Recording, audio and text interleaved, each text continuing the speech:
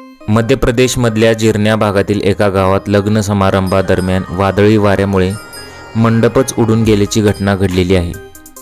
एखाद्या पतंगासारखा हा तंबू हवेत उडताना दिसत आहे। या घटनेचा व्हिडिओ सध्या सोशल मीडियावरती प्रचंड प्रमाणात व्हायरल होत आहे। पुढे नक्की काय होतं ते पाहते अगोदर तुम्ही चॅनलवरती नवीन असाल तर जरूर सबस्क्राईब करा।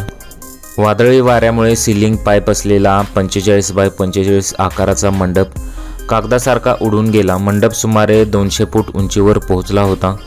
अचानक घडलेल्या घटनेमुळे वऱ्हाडी मंडळींचा एकच गोंधळ उडाला। जीव वाचवण्यासाठी धावपळ करताना दिसले। काही वेळाने हा मंडप विजेच्या तारांमध्ये जाऊन अडकला। त्यानंतर मोठा आवाज झाल्याने संपूर्ण परिसराचा वीज पुरवठा देखील खंडित झाला होता। मध्य प्रदेशमधील जिरण्या भागातील कुसुंबी या गावात शुक्रवारी ही घटना घडली। लग्न समारंभासाठी शेतात मंडप लावण्यात आला होता। जवळच असलेल्या दुसऱ्या मंडपात लग्नाचे विधी पार पडले जात होते। पाहुणे दुसऱ्या तंबूत जेवत होते। दरम्यान अचानक एक वावटळ उठली आणि मंडप पाईपसह उडून गेला।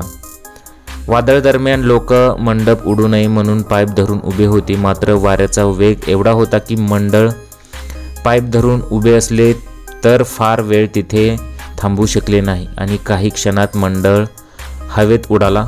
सध्या सोशल मीडियावरती या घटनेचा व्हिडिओ प्रचंड प्रमाणात व्हायरल होतोय। हा व्हिडिओ ट्विटर अकाउंटवरती शेअर करण्यात आला होता। शेअर करता चांगलाच व्हायरल झाला।